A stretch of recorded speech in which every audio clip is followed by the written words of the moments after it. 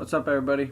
Welcome back to The Undefeated. It is just me this week, but that is because we are on vacation. I am actually going to The Ohio State University in Columbus, Ohio with Mario Clark, who has been on the show before. Josh is actually out of town. He is in Colorado. And Jarvis and Leon, they're just going to take the week off. Since we will be out of town. But I am here to obviously give you my takeaways from this last week and then my predictions for college football week number 4 and the NFL week number 3. So first of all, I want to start off with the takeaways, and I'm going to start off with college football and who I thought was most impressive. So my first one is what you see right up there.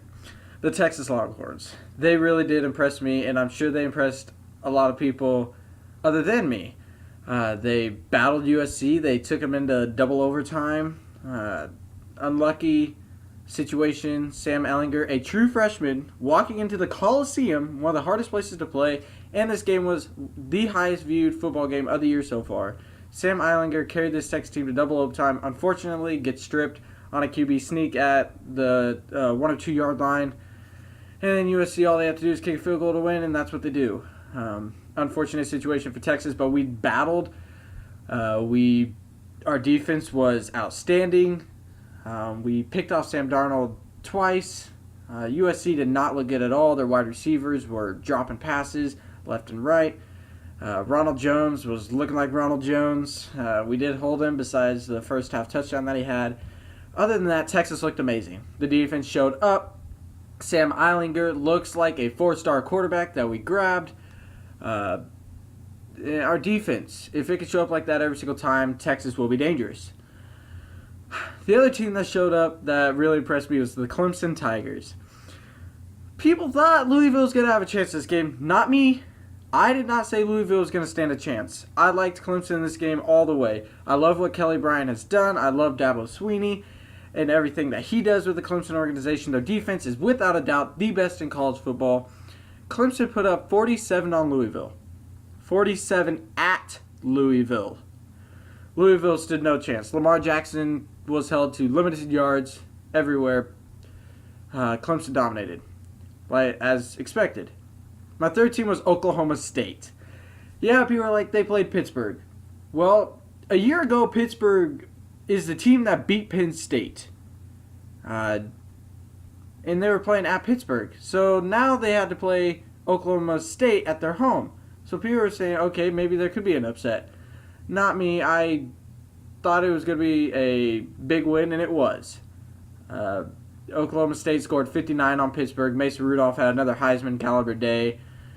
Their second-string wide receiver, McCluskey, a big pro day, pretty much. Oklahoma State is without a doubt the best offense in college football.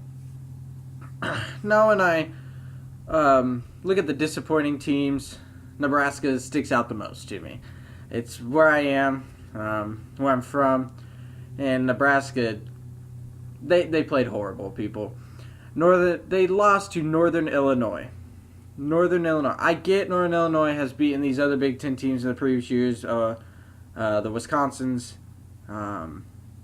the Iowas, but if you're Nebraska, you're supposed to be a big-time program, and losing to a team like Northern Illinois is not going to get these recruits here. We just did not show up. Tanner Lee continued his throwing interception ways.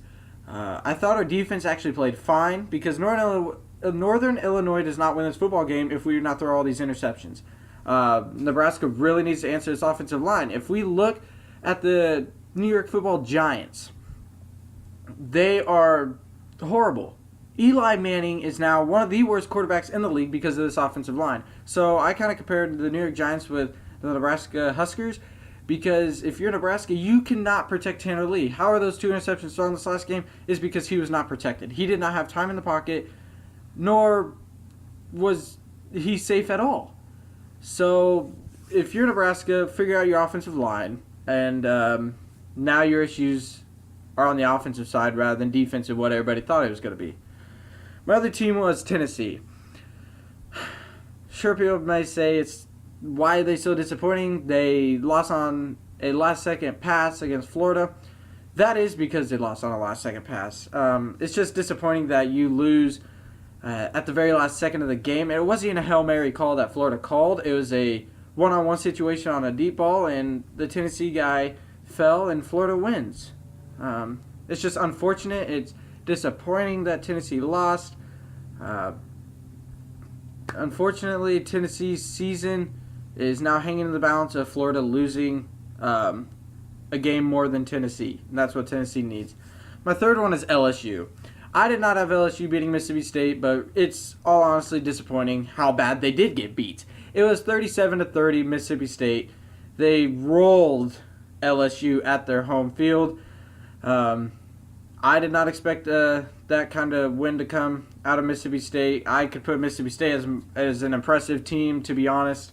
I had to throw out my Longhorns, though. But LSU, they did. Honestly, find yourself a quarterback.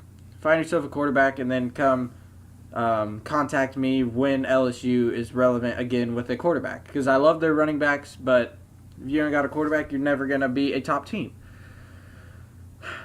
Now let me move on to the NFL. The most impressive team over the weekend was the Kansas City Chiefs, once again. They were my team last week because they beat the New England Patriots, and they are again because they beat the Philadelphia Eagles. An Eagles team that has a very good offense. You got to remember, they just picked up an Alshon Jeffrey. They did get rid of Jordan Matthews. But then you have the Darren Sproles that can catch the ball out of the back. And then you got LeGarrette Blount, a very powerful running back. So if you're the Eagles, you have a very talented team. Your defense is one of the top. Your offensive line is one of the best.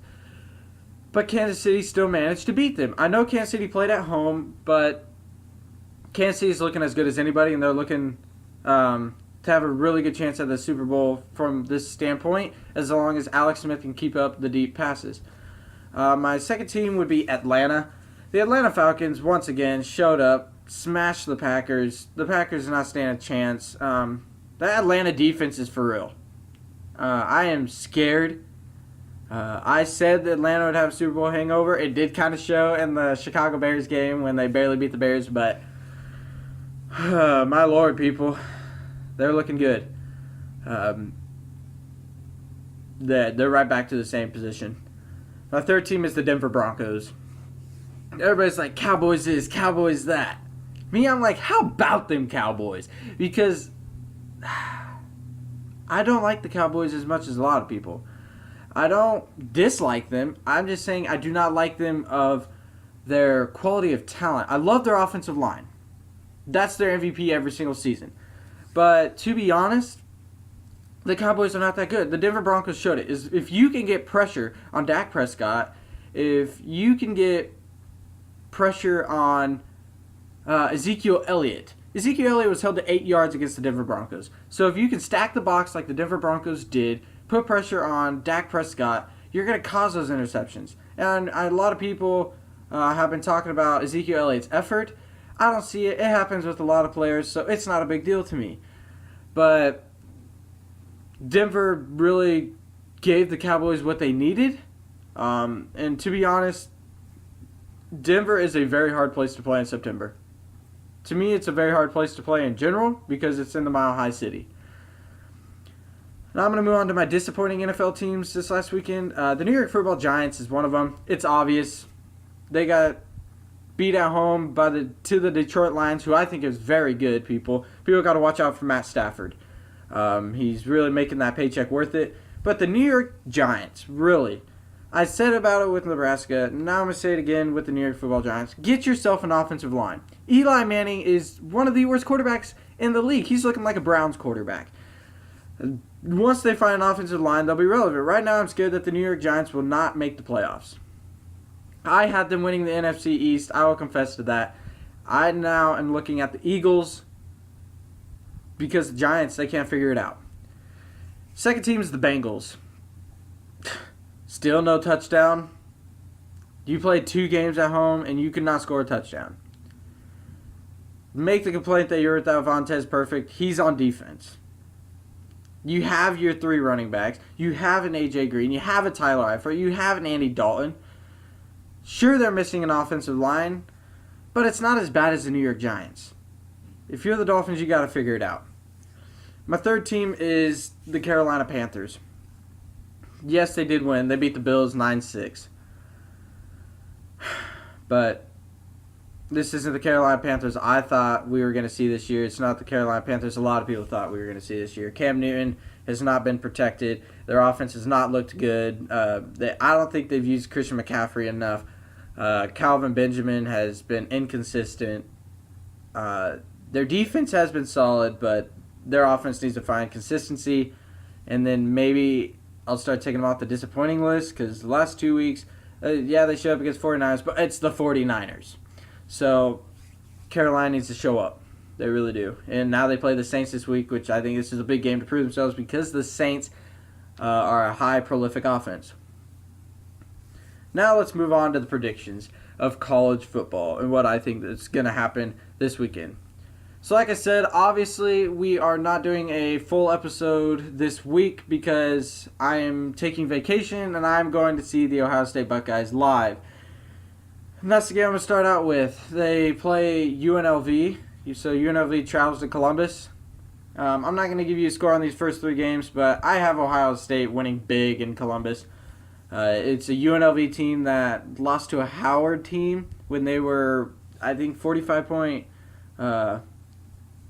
favorites in that game. Yeah, I don't see UNLV standing a chance.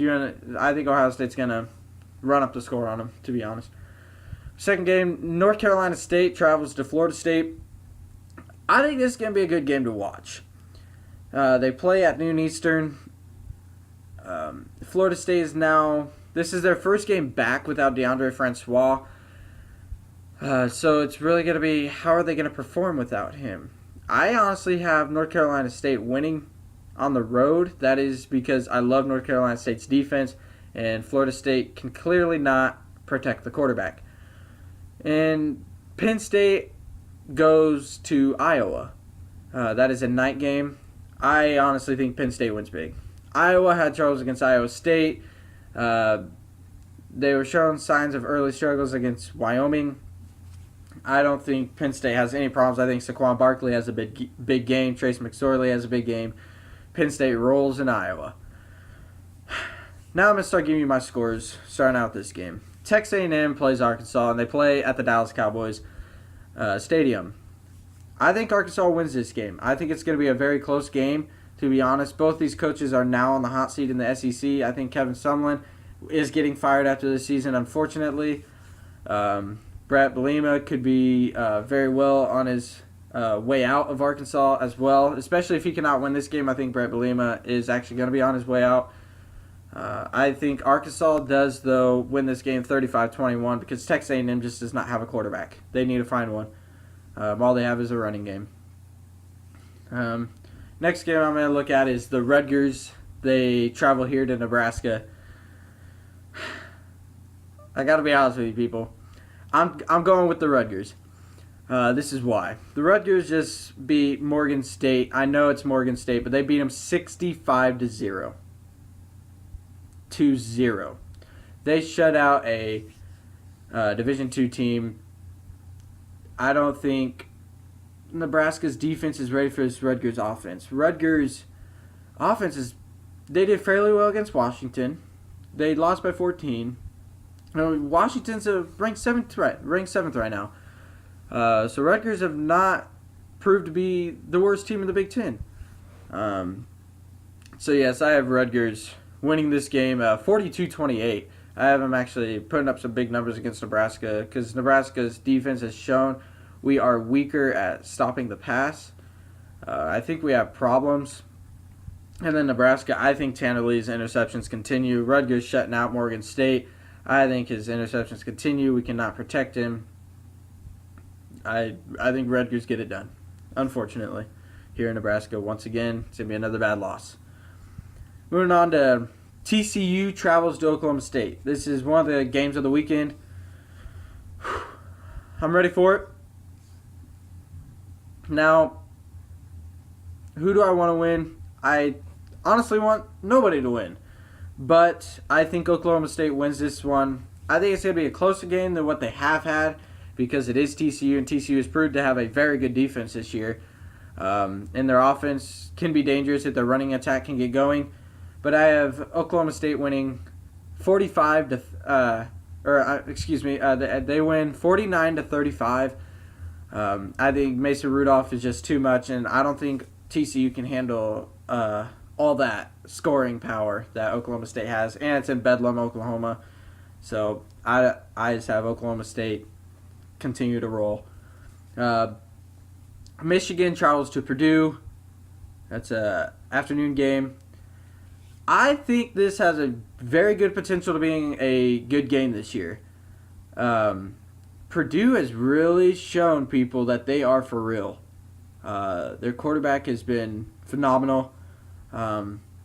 However, even though it's in Purdue, you're playing Michigan. I think Michigan edges this one out, a 28-24 win. It's going to be tough. It is going to be tough, but I think Michigan just has too much talent on their side, and Jim Harbaugh is a very smart coach. I think he figures a way to win this game.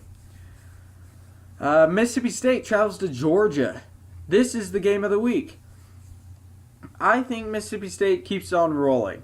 You know they just beat LSU by 30, and that was at home, and now they travel to Georgia. Georgia can be a very tough team. Georgia's freshman quarterback is going to be starting again, so I think he's going to have to deal with a lot of pressure. Mississippi State can put a lot of pressure on the quarterback. Mississippi State's defense is proved to be one of the best in the SEC.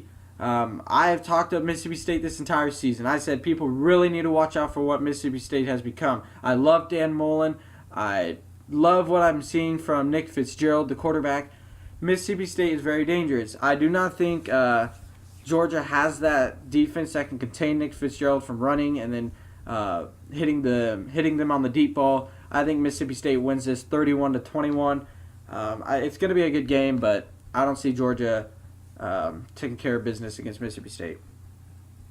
Last but not least, Notre Dame travels to Michigan State. This is on FS1, nightly game. I think this is going to be a very close game. I do. However, Michigan State plays at home. I have them winning 27-17. I think LJ Scott has 1 or 2 touchdowns.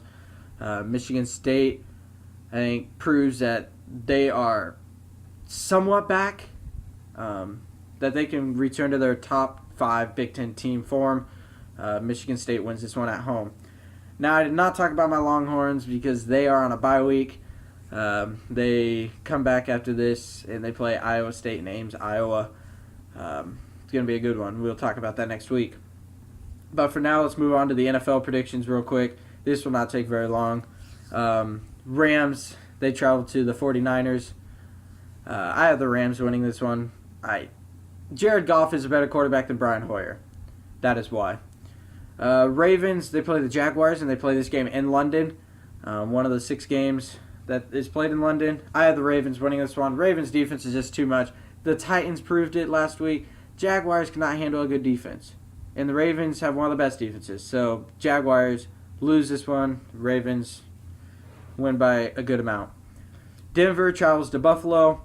I have Denver. They proved it last week against the Cowboys.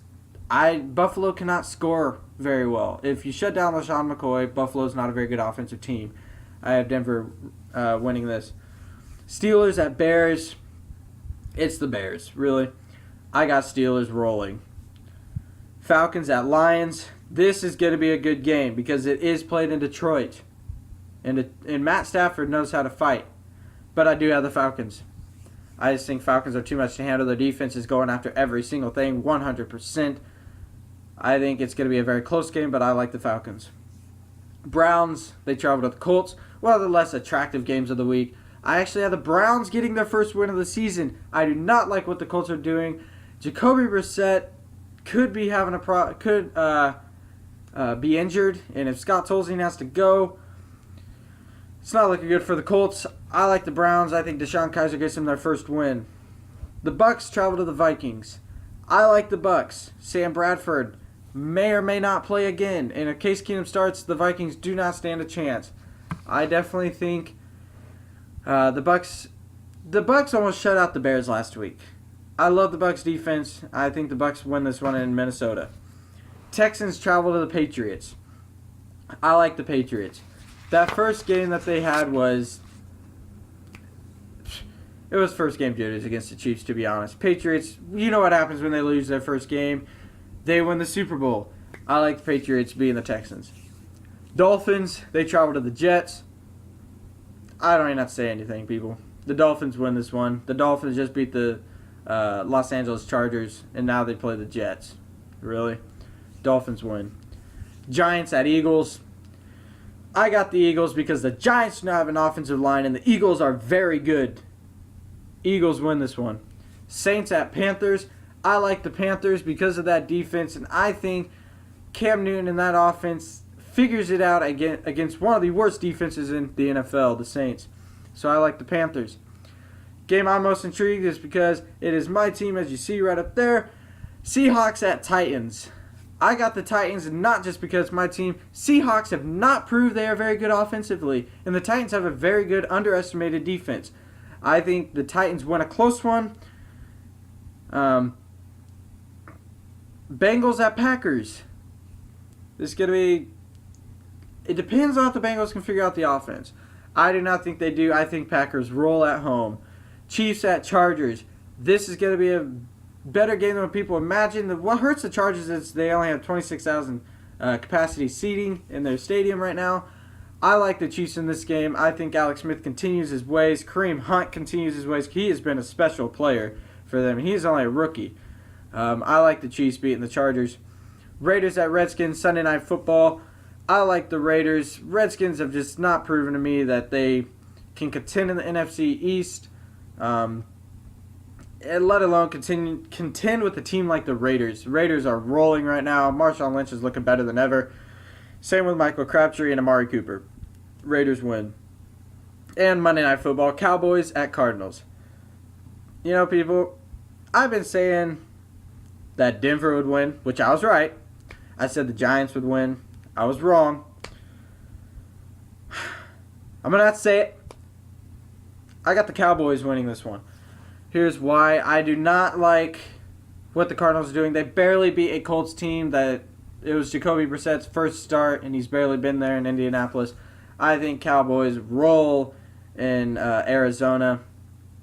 Ezekiel Elliott and Dak Prescott fight back from their bad week in Denver. I got Cowboys rolling. That'll be one of the first times you hear me say that.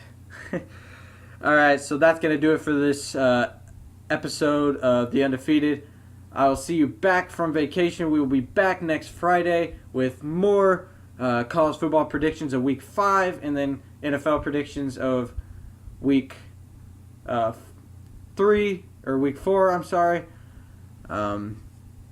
Can't wait. If there's any more news, we are definitely going to cover it. But make sure you contact us on our Facebook page right here if you have any comments or questions. Make sure you subscribe to our YouTube page. And then if you have a Twitter account, make sure you follow us on Twitter at undefeated, _T_M. Because this show is only going to get better from here. It's only going to get better. All right. Talk to you later, people. Thanks for listening. Peace out.